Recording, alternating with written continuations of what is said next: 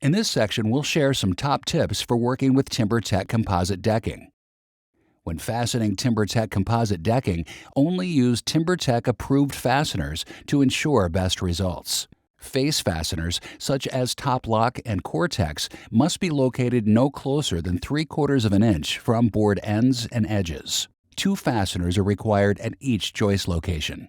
All butt joints require blocking or double joists, with all fastener options for TimberTech Composite Decking. Pre-drilling using 7/32 inch bit is required at all fastener locations when installing Cortex in TimberTech Composite Decking, and only required when within 1.5 inch of the plank ends when installing with Top Lock.